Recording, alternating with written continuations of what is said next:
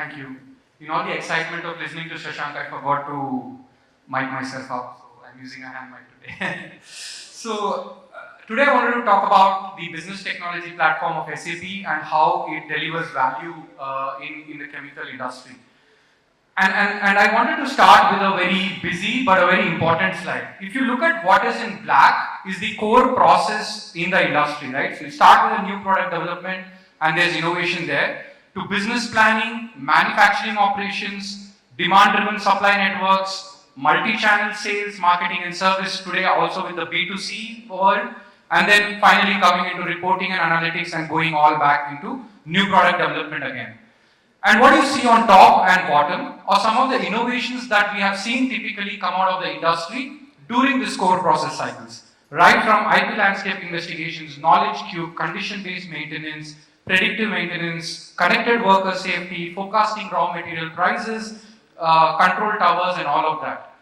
But one trend that I have seen which doesn't sit right in the true spirit of digital transformation is what is in black, which is the core process which sits in SAP, versus what's in white, which are considered as innovation, don't sit together, right? Typically, people look at a system of record, which is seen as SAP. People then look at a system of innovation, which is typically outside of SAP, given the flexibility, openness, the cost that it provides.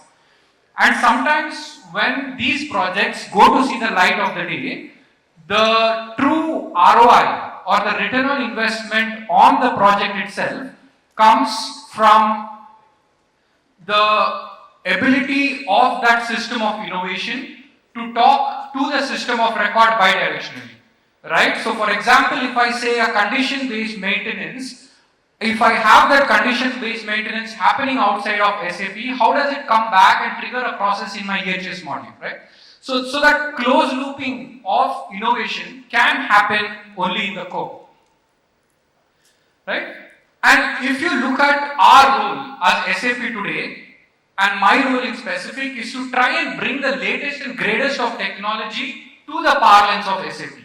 So if you look at the example of ChatGPT today or generative AI today, we typically talk about the great things that it can do, and we always debate about what can it do in an enterprise. And SAP is typically seen as a monolith where these kind of use cases are difficult to do. So one of the very scenarios that you might see from an environment, health and safety would be a maintenance scenario, right? I have seen also catalysts in oil wells and stuff like that, where people write long handwritten reports of what they did to take care of the incident. And then that all of the steps that they did is lost in translation or transition somewhere. How can something like a ChatGPT read it, remove all of or extract the most important factors, and within the click of a button directly go and post an incident on the EHS module of SAP, from there trigger any downstream process that needs to be done, right? So what used to be very handwritten, very manual, outside the system process can suddenly now be seamlessly integrated into SAP and pulled into the downstream processes itself. And that, if you look at, is a real value add of how things like generative AI, how things like metaverse, how things like blockchain can all come into the SAP parlance to make a real impact. And even if you look at the architecture, it's not just one hyperscaler, right? SAP does provide you the ability to work with multiple hyperscalers to make it real, be it Google's Vision API or ChatGPT, OpenAI, that can seamlessly be brought in via the business technology platform to make the use cases real. So one takeaway, even before I get into the details of my presentation, I want to see SAP business technology platform as a friend which opens up your SAP world to the latest and greatest of technology out there. Right? That is the sole purpose of why SAP BTP exists. That is to open the SAP world to the world of technology, possibilities and innovation that is out there. And the vehicle to do this from a data perspective is what we are calling as SAP Data Sphere. Now if you look at this layer, right from ingesting data from multiple databases to the entire data governance layer of cataloging, lineage, privacy, governance, which really is the problem if you start taking SAP data and dump it outside.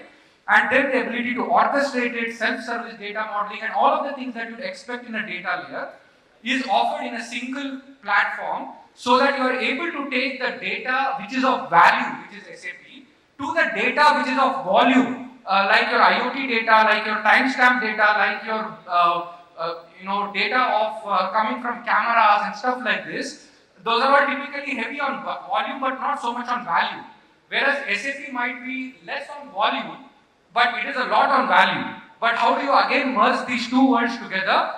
Be it any platform that this data is, right? Any hyperscaler platform, any SQL or whatever. How do you bring all of that data into the SAP parlance is what SAP DataSphere does. And of course, the time is not enough, but if you're interested in this topic, we can go into details of how every single data out there can be exposed to an SAP parlance, and all the technologies like robotic process automations, like ChatGPT can be brought in.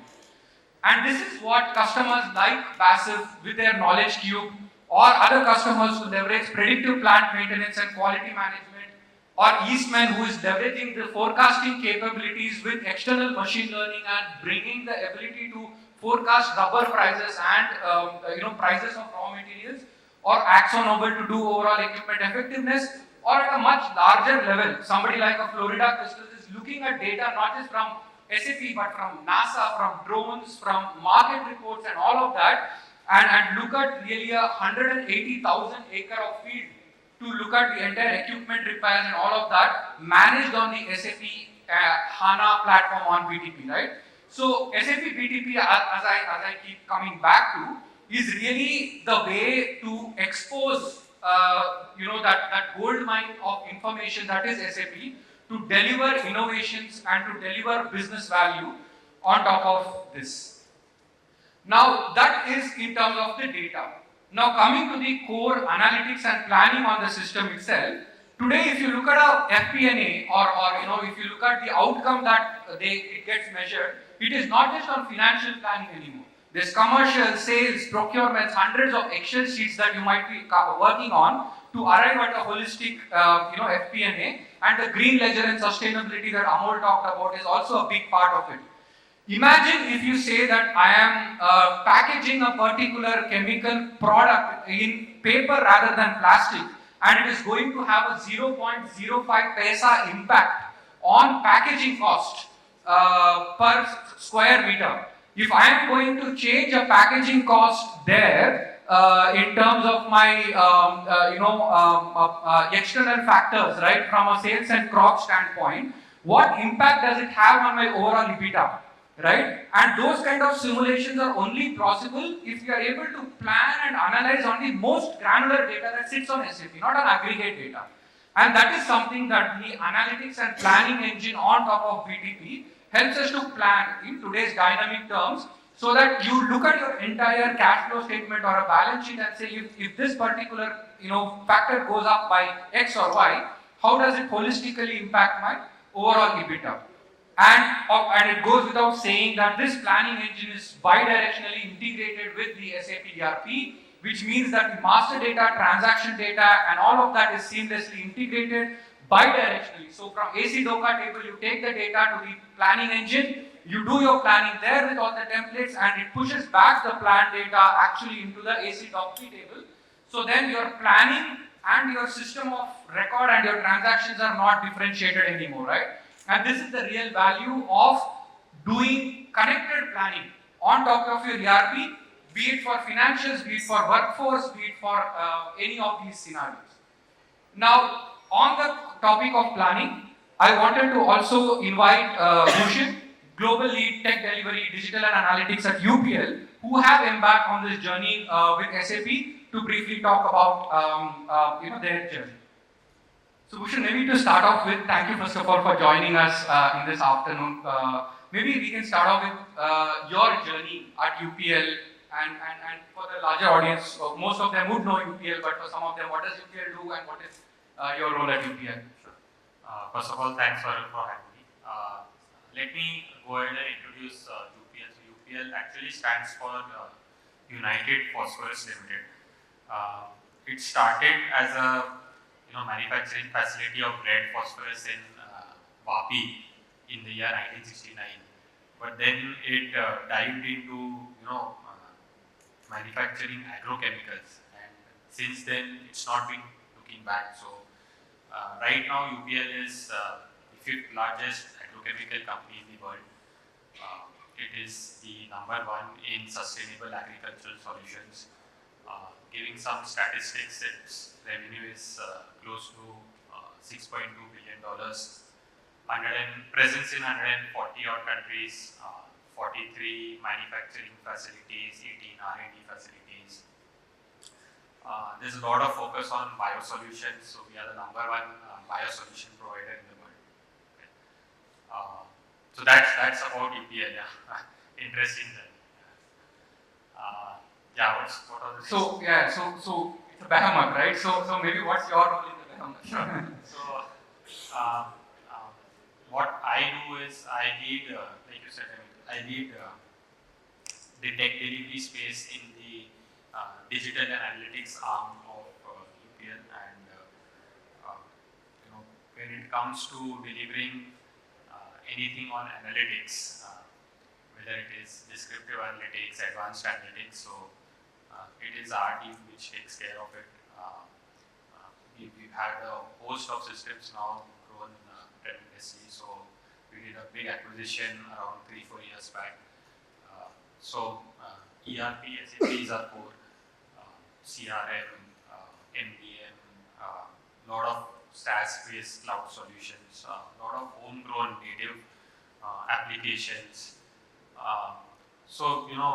When it comes to providing analytical solutions around the data being generated by these solutions, that is where it becomes a use case for us. We look into it and then provide solutions in the analytics space. Yeah, that's what we do. Thank you, Bhushan. So given that you have been, a pioneer in the analytics space in the industry, how do you think your role as an enabler to the business with analytics has changed over the years? Pre-COVID, post-COVID, generative AI. How have you seen that journey of technology transforming what is expected of, the analytics arm? Sure. It's been a very interesting journey. I myself started as a BW developer, okay, business warehouse developer, and this would be around 12-13 years back. Did a lot of BW modeling, business objects, web intelligence reports, then moved on to Excel shares, Lumira, Design Studio. It's interesting the way how SAP evolves, and we as a developer community also evolve along with SAP. So when you sit back and see it, it feels as an amazing journey. That has been the journey. Then in between, we were on BW on Oracle. We thought BW on HANA was there, so we thought yes, we should go ahead on those lines. And then came what you have been talking about, BTP and SAC. We tried our hands on SAC as well. But interestingly, we were, I don't know, but I call myself an early adopter of kind of BTP, where we tried our hands on SAP HANA Cloud and SAP Data Intelligence. I think one of our use cases is still live on SAP Data Intelligence, and quite proud of it, the way it runs. So that has been the journey from where we started on consuming data through SAP BW to now where we are, how SAP has progressed and how we have also progressed along with it. And reached the stage SAP is, and we are also at the stage. So yeah, feels good. Nice, Bhushan. Thanks. See, I think the anchor to that being SAP, is a nice one for me, because even for me, also to see that journey from a vendor, for being part of a vendor, and to seeing the transformation that has done to you is phenomenal. So maybe, Bhushan, specifically to the Advanta project where BTP was leveraged to provide the planning capabilities. Would you want to just talk about how did it originate, the scale of it, and some of the benefits that are coming out of it. Sure. So, this is an interesting story. Advanta was uh, using a non-SAP solution for its planning requirements, and they were not very happy with it. So they came to us and they said that we want to do planning and at the back end. So they were using a non-SAP solution for planning. Then it comes to your business warehouse for all your collating the data and reporting requirements. Then we were also using a part of planning in DPC, and then another using one more tool for their dashboarding requirements. So these were kind of 3 or 4 tools in the back end, and then they came to us, we want to do something on planning. So then obviously we came to you, and then we saw SSE, but we had we've seen a couple of other solutions as well. But when we saw SSE, it came to us that a lot of things are happening together. So planning is there, uh, prediction is also there, and reporting dashboarding is also there. So if you see SAC as a solution, I think what they were using 3-4 solutions is getting replaced by one solution, which is SAC. So we digested that fact, but with that there was a lot of due diligence. Finally, we were able to convince them. See, to convince Advanta, it was not easy because so Advanta is a group company of UPL. Okay, it's very small when you compare to the scale of UPL. It would hardly be not even one of the size, probably only 300-400 million of revenue. Okay? And where we are 6.2 billion. Right? So to convince them, so their first thing was, oh no, UPL does not use SSE, so we are not going to be the guinea pigs. Okay, give us something what UPL uses. So we told them, don't worry, we'll see to it that it is successful. Let's try it out. Okay, because it seems to be a tailor fit to your requirement. Okay.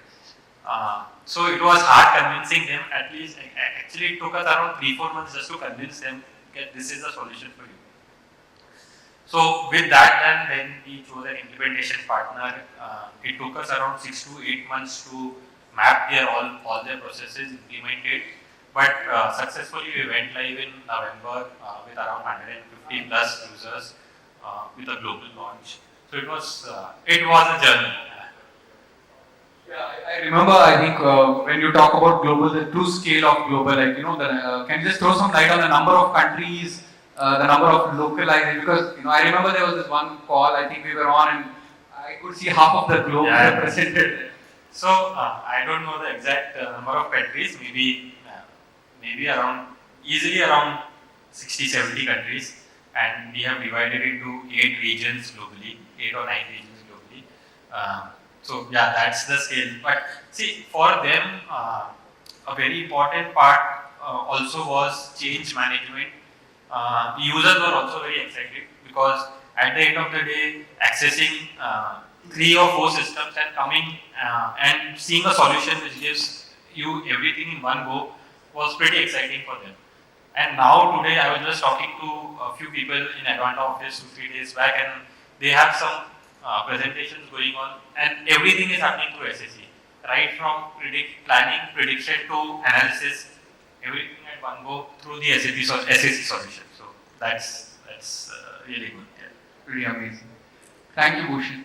So maybe if I could then also ask you to kind of gaze into the crystal ball a little bit. I think at least for this project, we have mentioned that regression, classification are some of the next steps for this project.